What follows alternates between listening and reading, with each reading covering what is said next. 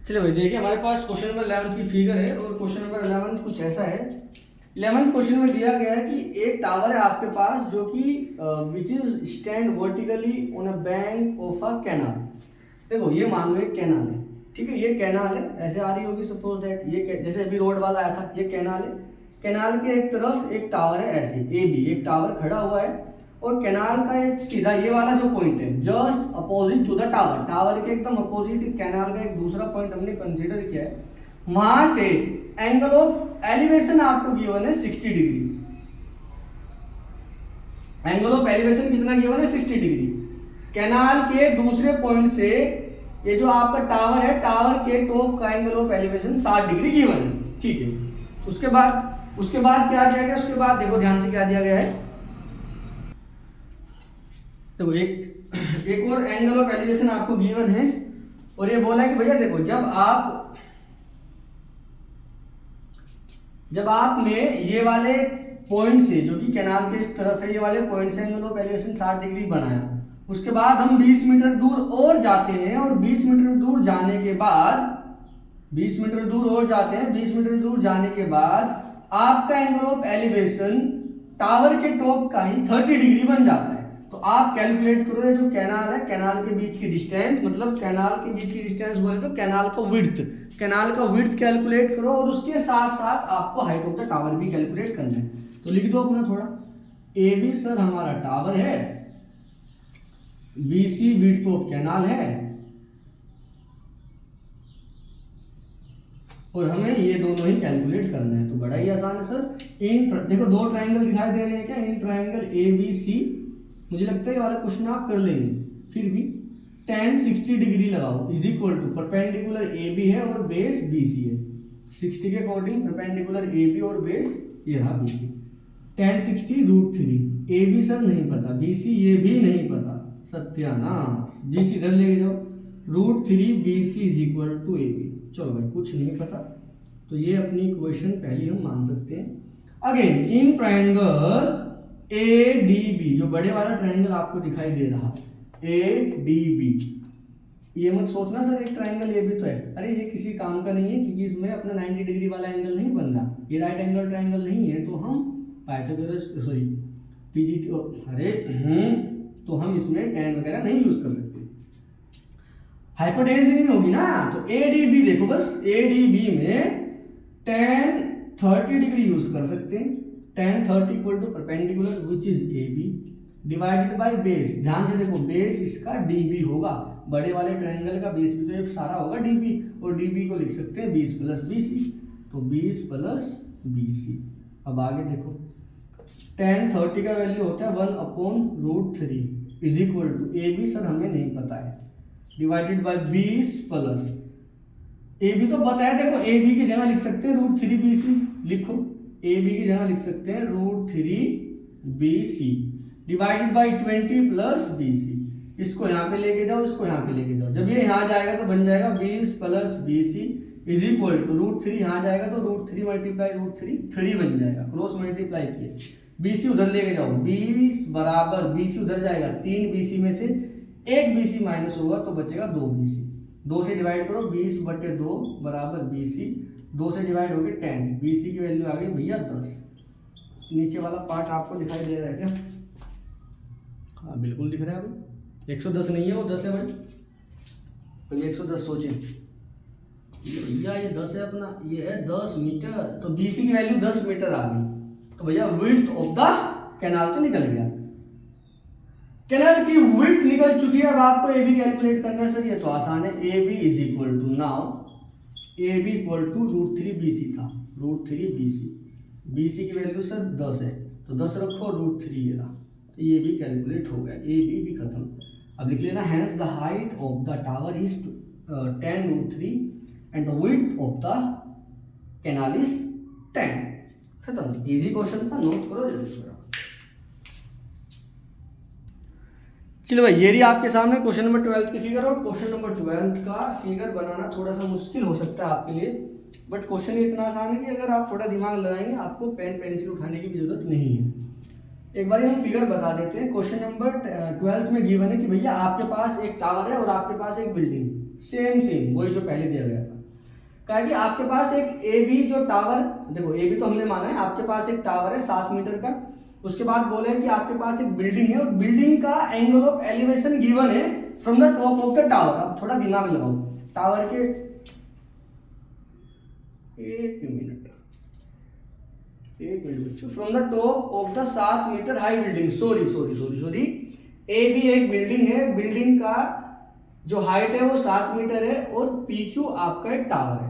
तो भैया बिल्डिंग के टॉप से टावर के टॉप का एंगल ऑफ एलिवेशन गिवन है 60 डिग्री। तो बिल्डिंग के टॉप पे चलो, टावर के टॉप को देखो और एंगल बनाओ यहाँ से इधर की तरफ 60 डिग्री। तो ये हॉरिजॉन्टल लेवल आपने सबसे पहले ड्रॉ किया, ठीक है। ये देखो, अगर यहाँ आप चले गए तो यहाँ से जो हॉरिजॉन्टल लेवल होगा ये तो ड्रॉ होगा, ये हॉरिजॉन्टल लेवल है।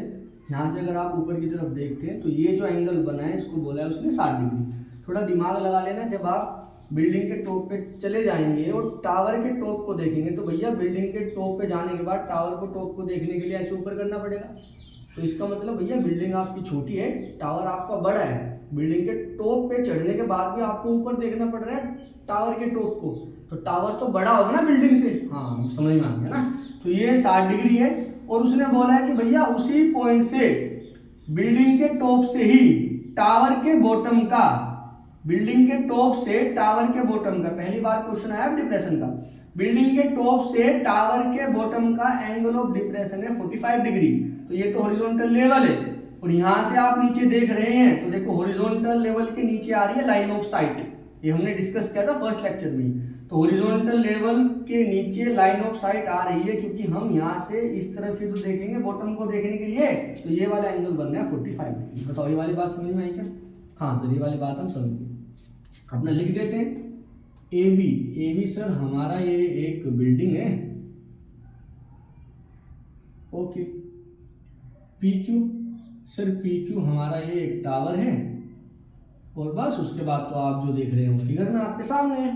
ठीक है भाई, थोड़ा सोल्व करने की कोशिश करते हैं। ये यहाँ से यहाँ तक 7 है। अब मुझे एक बात बताओ, अगर ये 7 मीटर है तो इसमें ओ मान लेता हूँ, ओ क्यू भी तो 7 मीटर होगा, है ना। ये हॉरिजॉन्टल लेवल ड्रॉ किया है तो यहाँ लिखना क्लियरली ओ क्यू बराबर ए बी बराबर 7 मीटर। तो ये आपका आ गया 7 मीटर। और अगर आप थोड़ा दिमाग लगाओगे आप समझ जाओगे, ये 7 मीटर ये 7 मीटर तो ये भी 7 मीटर होगा। कैसे? ये 45, हाँ जी, तो ये भी 45 आ जाएगा, बिल्कुल आ जाएगा। ये 90 ये 45 तो ये भी 45, बिल्कुल आइसोस्फीयर ट्रायंगल बन गया। तो ये 7 तो ये भी 7, अगर ये 7 हो गया तो ये भी 7 हो जाएगा। समझ रहे हैं ना, स्क्वायर बन जाएगा स्क्वायर, ठीक है, एक स्क्वायर बन जाएगा। तो ये 7 है, ये 7 है तो भैया ये भी 7 आ जाएगा और ये भी 7। जैसे ये 7 आया तो इसका बेस निकल गया, इसका परपेंडिकुलर निकाल लेंगे, दोनों को ऐड कर देंगे, हाइट ऑफ द टावर आ जाएगा। सिंपल। समझ गए क्या आप लोग? जल्दी बताओ। चलो अब थोड़ा सोल्व करते हैं, ध्यान से देखना। Angle O A Q is equal to angle A Q B is equal to 45 degree.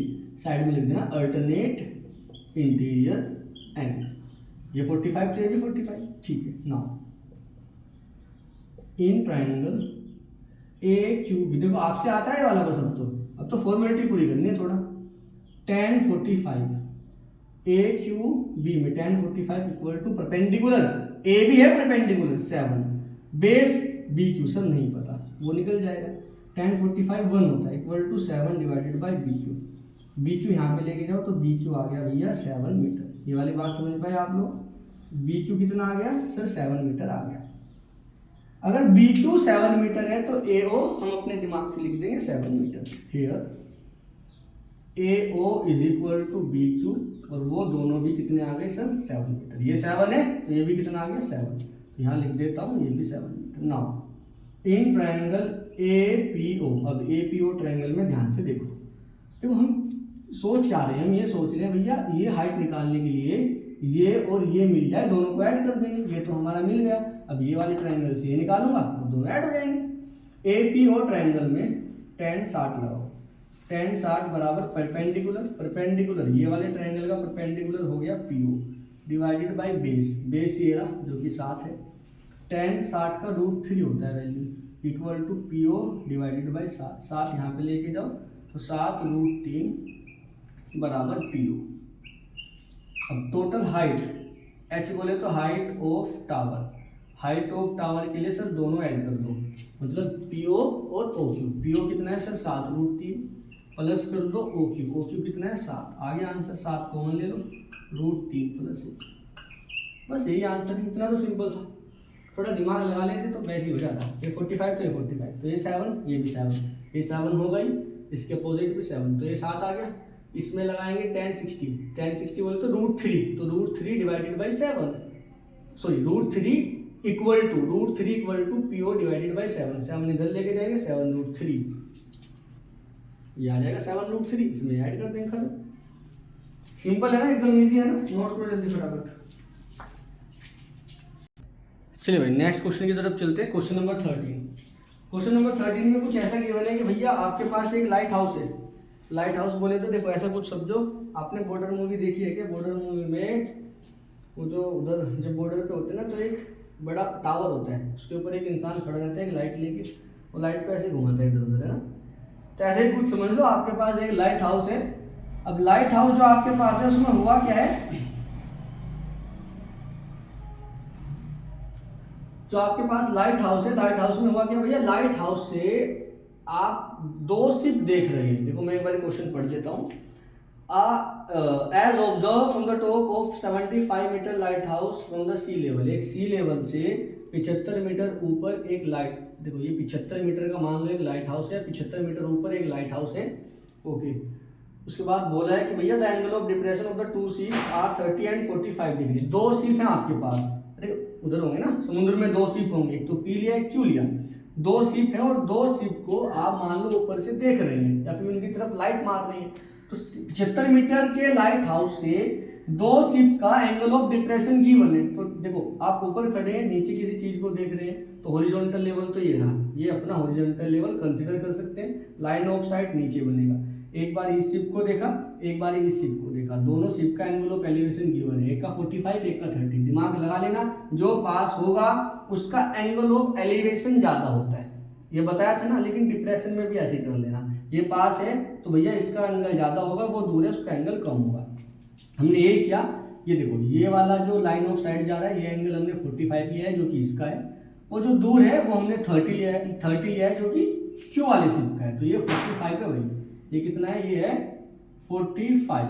थोड़ा दिमाग लगाओ, देखो ये जो एंगल ये MAP एंगल हमारा 45 डिग्री है। हेयर एंगल MAP हमने लिया है भैया डिप्रेशन वाला 45, एंड एंगल MAQ ये हमारा है 30 डिग्री। अब हम क्या लिखेंगे, देखो हम लिखेंगे angle MAP is equal to MAP BPA के इक्वल है, एंगल BPA के इक्वल है। दिमाग लगा लो, MAP ये लाइन बन गई है भाई, MA और P, इधर B है इधर B है, तो ये 45, तो ये भी 45 अल्टरनेट इंटीरियर एंगल, दोनों हो गए 45। साइड में लिख लेना AIA अल्टरनेट इंटीरियर एंगल।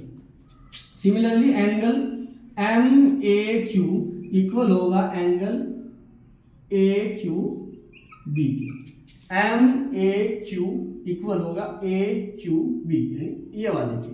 इसकी भी फिगर अलग से बना के दिखा देते हैं आपको, कुछ ऐसा है भाई, ध्यान से देखना। ये रहा अपना M, ये रहा अपना A, ये रहा अपना Q, ये रहा अपना P, तो ये 30 है, तो भैया ये भी कितना होगा 30, ठीक है। जब उसकी फिगर बना रहे हैं तो ये वाली लाइन भूल जाना, जब ये वाली की फिगर बनेगी तो वो वाली लाइन भूल जाना। तो ये भी कितना आएगा 30 डिग्री, साइड में लिखना AIA। चलो अब थोड़ा अपना दिमाग का यूज करते हैं सर, ये 45 ये 30, ये वाला क्वेश्चन आप खुद करेंगे कैसे। ये 45 तो tan लगाएंगे सर, ये 75 है, ये 45 डिग्री है, ये 75 है, इसमें tan यूज करेंगे तो ये 75 आ जाएगा, बिल्कुल सही बात है। ये 30 डिग्री है, तो अगेन ये वाला बड़े वाला ट्रायंगल लेंगे, ठीक है। बड़े वाले ट्रायंगल में tan 30 लगाएंगे, tan 30 equal to perpendicular 75 divided by base BQ। tan 30 की वैल्यू होती है √1/√3 equal to 75/PQ। P Q की वैल्यू आ जाएगी 75√3, तो ये आ जाएगा 75√3। अब हमें यही कैलकुलेट करना था शायद, हाँ बस ये तो कैलकुलेट करना था। अरे इतना इजी है क्या? हमें क्या कैलकुलेट करना था एक बार देख लो। Find the distance between the two ships. अच्छा 75√3 तो पूरी आएगी भाई, ये आ जाएगा 75√3। समझ रहे हैं ना आप लोग? अरे दिमाग लगाओ थोड़ा यार, इसमें tan 45 लगाओगे तो ये 75, ये भी 75। इस पूरे ट्रायंगल में tan 30 लगाओगे तो ये पूरा आ जाएगा बेस 75√3। ये निकालने के लिए 75√3 में से 75 माइनस कर देना। चलो कोई बात नहीं, मैं करके दिखाता हूँ। इन ट्रायंगल ABP ट्रायंगल में tan 45 is equal to perpendicular AB which is 75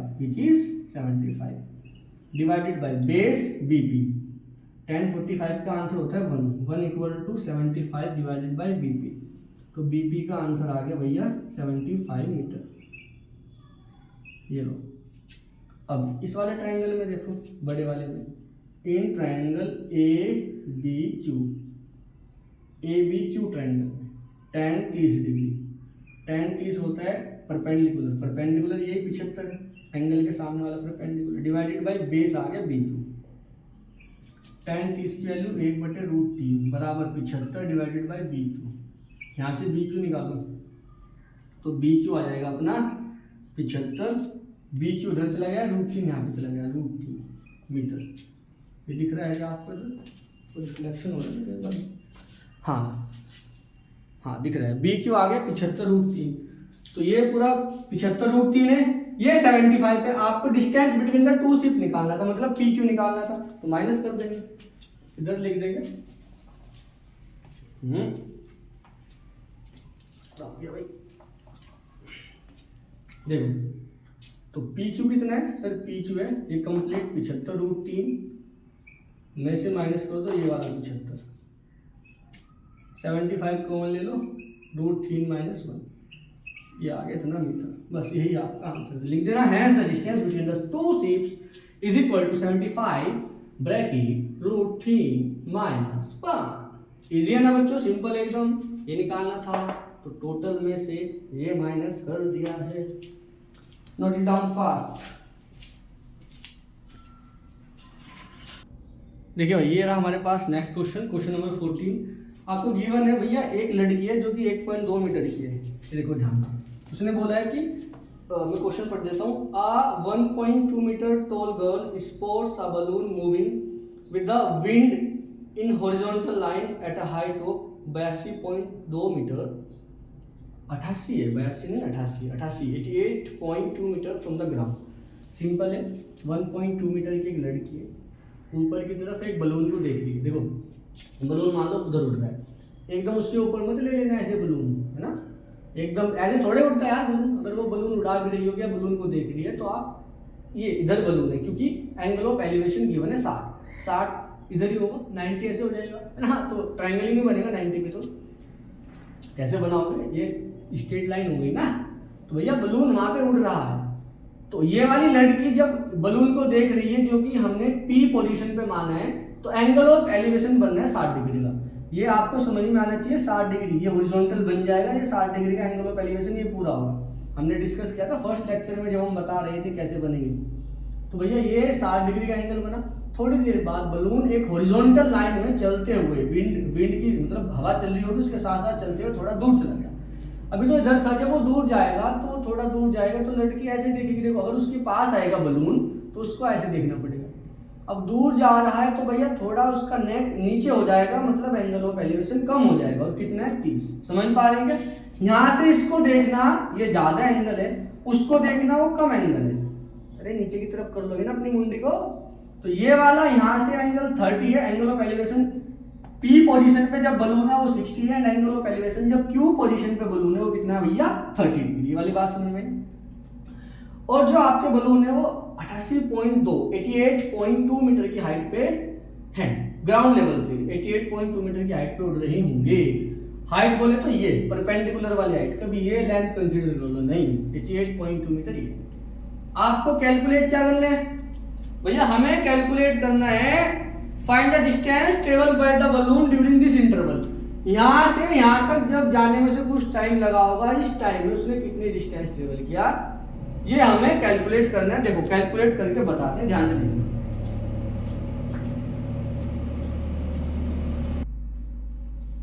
चलिए भाई देखिए इधर, एक काम करो आप लोग,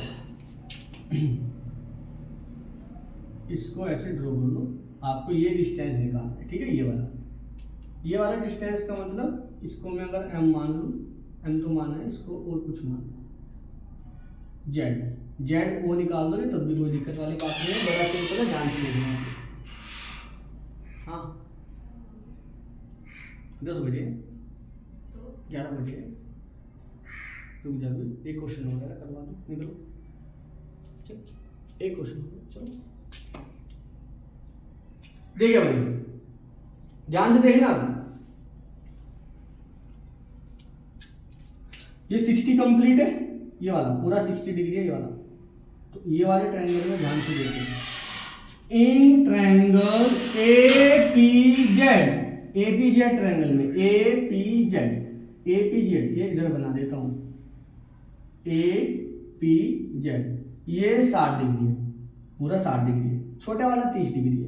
तो भैया tan 60 डिग्री लगा सकते हैं, इक्वल टू परपेंडिकुलर भैया पीजी है, बेस अपने को पता नहीं, ये एजी ले सकते हैं। चलो tan 60 से √3 होता है बराबर पीजी जी नहीं जेड, पीजेड अपने को पता है, ध्यान से देखना।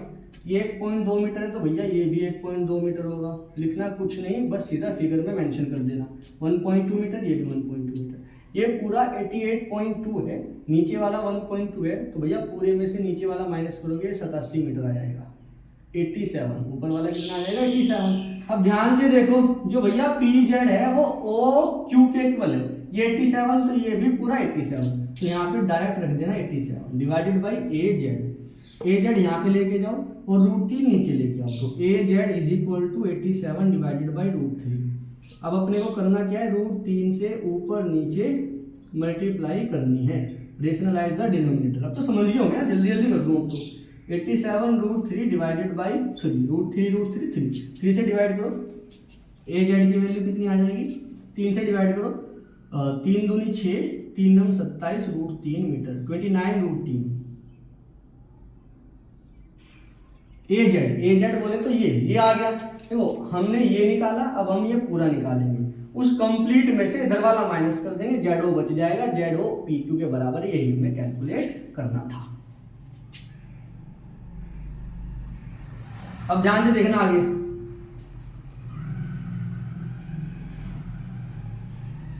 इन ट्रायंगल एओक्यू ट्रायंगल में भैया ये 30 है, तो tan 30 यूज कर सकते हैं, tan 30 is equal to O Q divided by A O, बिल्कुल सही है sir. tan 30 1/√3 is equal to O Q अपना 75 है, डिवाइडेड बाई ए ओ, इधर लेके जाओ, ए ओ आ जाएगा 75 √3 मीटर, ए ओ आ गया, ए ओ ये रहा कंप्लीट। हमें निकालना था जेड ओ, तो निकाल लेंगे, ध्यान से देखो इधर, Z O is equal to Z O equal to ये कंप्लीट ए ओ कितना है भैया, ए ओ है 75 √3, उसमें से माइनस कर लेंगे ए जेड कितना है 29 √3, तो भैया कितना आ जाएगा जेड 75 √3 माइनस करो तो कितना बचेगा, 46 बचेगा क्या, हाँ जेड ओ आ गया 76 √3 metre, Z O P Q के बराबर ही है, यहाँ पे लिखता हूँ हेयर जेड ओ बराबर पी क्यू, तो कितना आ जाएगा ये दोनों 46 √3 मीटर, लिख देना। Hence distance travelled by balloon is equal to 46 √3 metre, बस यही आपको लिखना है। एक बार हम आंसर मैच कर लेते हैं।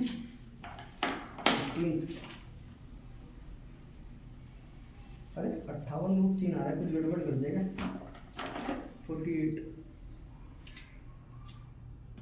क्या गड़बड़ किया बच्चों, 6 3 9 27 75।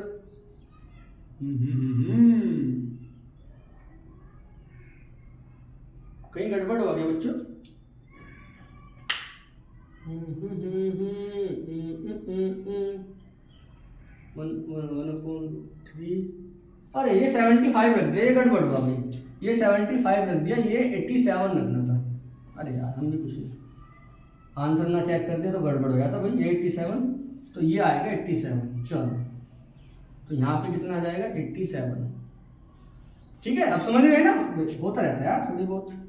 यही उम्र है कर ले गलती से मिस्टेक बेटा। ये आ जाएगा 48। 48 नहीं सर, 58। चलो है ना, ये आ गया 58।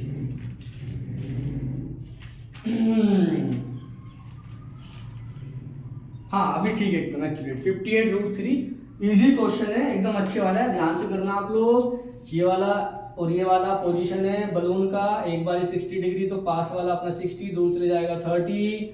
तो ये वाले ट्रायंगल देखो, एक बार तो ये वाला ट्रायंगल लिया था, उससे पहले ये वाला ट्रायंगल लिया था। ये वाले ट्रायंगल में हमने ये निकाला था, ये वाले ट्रायंगल में हमने पूरा निकाला था, पूरे में से उधर वाला माइनस किया था, बस आंसर आ गया था। लास्ट क्वेश्चन रहता है, उसको भी खत्म कर लेते हैं। देखो भाई लास्ट क्वेश्चन है, ये वाला एक्सरसाइज का एकदम लास्ट क्वेश्चन बचा है, ध्यान से देखना, इंपॉर्टेंट है। बाकी 3 जो क्वेश्चन थे, 3 क्वेश्चन बाद के जो, वो सारे इंपॉर्टेंट है। लास्ट वाला क्वेश्चन जो 16 है पुराने वाली बुक में, वो कट है। आपके पास बोला गया है भैया एक हाईवे है, वो एक टावर की तरफ जा रहा है। हमने टावर ए क्यू कंसीडर किया है टावर। तो पढ़ देता हूँ, a straight highway leads to the foot of the tower. एक स्ट्रेट हाईवे, ये रहा स्ट्रेट हाईवे, टावर के फुट की तरफ जा रहा है। A man standing at the top of the tower. हाँ हमने पी क्यू टावर कंसीडर किया है। हाँ पी क्यू हमारा टावर है, ए पी एक इंसान है जो टावर के ऊपर खड़ा है। तो हम लिख देते हैं लोग एक बार, पी क्यू अपना टावर है और भैया ए पी अपना है एक आदमी, एक मैन जो कि टावर के ऊपर खड़ा हुआ है। उसके बाद उसने बोला है A man standing at the top of the tower observe a car at an angle of depression 30 degree which is approaching towards the tower with a uniform speed। उसने बोला है भैया एक कार, ये वाले टावर पे एक कार M है, M पोजीशन मान लेते हैं कार की, M एक पोजीशन है कार की, कार टावर की तरफ आ रही है, 6 सेकंड के बाद N पॉइंट पर आ गई। तो M and N are the positions of the tower. उसने कहा भैया जब वो यहाँ पे पहले उस कार को देख रहा था तो एंगल 30 डिग्री का बन रहा था। तो ये वाला देखो एंगल ऑफ डिप्रेशन 30 डिग्री है, डिप्रेशन वाला है। अरे ऊपर से नीचे की तरफ देख रहा है तो डिप्रेशन वाला एंगल बनेगा ना। तो यहाँ से नीचे की तरफ देखा, ये हॉरिजॉन्टल लेवल हमने मान लिया, ये हॉरिजॉन्टल लेवल हो गया। इस वाले पॉइंट को जेड कंसीडर कर लेना, तो जेड ए एम ये बन जाएगा 30। 6 सेकंड के बाद कार यहाँ पे आ गई तो एंगल बढ़ गया, तो जेड ए एन बन जाएगा अब 60 डिग्री, पास में आएगा तो एंगल बढ़ जाएगा। ठीक है, एलिवेशन का भी और डिप्रेशन का भी बढ़ जाता है, ये वाली बात आप याद रखना। तो भैया ये 30 तो ये भी 30, ये पूरा 60 तो ये भी कितना हो गया 60। ये वाली बात बताने की जरूरत नहीं है, 30 और 60 कैसे है, अल्टरनेट इंटीरियर एंगल, अब आप खुद लिखेंगे। एक यूनिफॉर्म स्पीड से कार चल रही थी तो एम पॉइंट से एन वाले पॉइंट पे पहुंच गई 6 सेकंड के बाद। तो आप मान लेंगे let X be the speed of car. तो 6 सेकंड के बाद कितना डिस्टेंस ट्रेवल करेगा, थोड़ा दिमाग लगाओ। Speed equal to distance upon time. Speed कितना है x, डिस्टेंस हमें नहीं पता, टाइम 6x आ जाएगा डिस्टेंस। 6 सेकंड के बाद वो 6x डिस्टेंस ट्रेवल करेगा, मतलब ये डिस्टेंस आ गया 6x। m पॉइंट से n पॉइंट पर पहुंच गई 6 सेकंड में, तो डिस्टेंस कितना ट्रेवल किया 6x। Speed equal to distance upon time करके, बिल्कुल सही बात है सर। अब ध्यान से देख, क्या टावर का हाइट गिवन है क्या? नो, आपको निकालना क्या है, ठीक है, आपको इनके बीच का डिस्टेंस, हाँ आपको निकालना ये है कि भैया 6 सेकंड के बाद तो यहाँ आ गया। अब आपको निकालना भैया ये वाले पॉइंट से टावर के फुट तक पहुंचने में कितना टाइम लगेगा, यहां से यहां तक का टाइम कैलकुलेट करना है। In triangle AMQ, AMQ triangle में देखो tan 30 is equal to AQ divided by MQ। tan 30 1/√3 is equal to A Q sir हमें नहीं पता, एम क्यू, हाँ एम क्यू हमें पता है 6x प्लस एन क्यू लिख सकते हैं, 6x प्लस एन क्यू, बिल्कुल सही बात है। यहाँ से थोड़ा सॉल्व करते हैं, इसको इधर लेके जाओ, तो 6x plus N Q is equal to √3 और कुछ क्वेश्चन में गिवन नहीं है, मिनट को to the foot of the tower हाँ गिवन ही नहीं, चलो कुछ करते हैं। तो ये वैल्यू आ गई भैया 6x प्लस एन क्यू बराबर √3 ए क्यू की वैल्यू आ गई। अगर मैं √3 को नीचे ले जाऊँ यहाँ पे तो कोई दिक्कत वाली बात नहीं, ए क्यू हमारे पास आ जाएगा। अब देखो in triangle A Q N triangle में दो ट्राइंगल बन रहे हैं, दोनों में 10 लगाया, A Q divided by N Q हमें नहीं पता, इसकी वैल्यू √3 होती है, एन क्यू यहाँ पे लेके चले गए ना, tan 60 की वैल्यू √3, एन क्यू यहाँ पे लेके चले गए, ए क्यू की वैल्यू यहाँ से लिख लेंगे 6x plus N Q divided by √3। ये वाला पार्ट आपको इधर से दिख रहा है क्या? हाँ दिख रहा है। चलो √3 यहाँ के लेके जाओ, √3 multiply √3 3 N Q is equal to 6x plus N Q. इसको थोड़ा नीचे लिखते हैं, यहाँ लेके जाएंगे, अरे क्या हो रहा है, ओ भाई क्या हो रहा है, इसको यहाँ पे लेके जाएंगे √3 3 N Q is equal to 6x plus N Q, ठीक है। एन क्यू को यहाँ लेके जाओ, 3 एन क्यू है, एक एन क्यू वहां से यहाँ आएगा तो माइनस हो जाएगा, बचेगा 2 N Q is equal to 6x, 2 divide में लेके जाओ, 2 3 6, तो एन क्यू की वैल्यू आ जाएगी भैया 3x। ये दिखा आपको, हाँ एन क्यू की वैल्यू कितनी आ गई 3x। थोड़ा दिमाग लगाओ, ये 6x था तो 6 सेकंड लग रहा था, ये 3x है तो कितना सेकंड लगेगा 3 सेकंड, बस लिख दो, तो एन क्यू आ गया 3x। नाउ अगर आप सीधा लिखना चाहिए सीधा लिख दो कि भैया distance N Q is equal to 3x, so time taken from point N to Q is equal to 3 seconds. अगर ऐसा नहीं करना चाहते तो speed equal to distance upon time, speed आपका x था, डिस्टेंस यहाँ से यहाँ तक का भैया 3x है, टाइम आपको नहीं पता, टाइम यहाँ लेके जाओ, x नीचे लेके आओ, टाइम इक्वल टू 3x बटे x से x लाइव इक्वल टू 3 सेकंड। अब आगे लिखना हैंस, लिखो hence distance from n to q is equal to 3x and time taken from the point n to the point q या फिर to the bottom of the tower is 3 seconds. ये आपका answer आ गया। चलो बच्चों आज हम यहीं पे खत्म करते हैं, अपना चैप्टर फिनिश हुआ, इसके बाद अपना कुछ इंपॉर्टेंट क्वेश्चन लगा लेंगे, सेशन रीजन, और बस उतना ही काफी है। चलो bye bye, tata bye bye बच्चों, बाय बच्चों।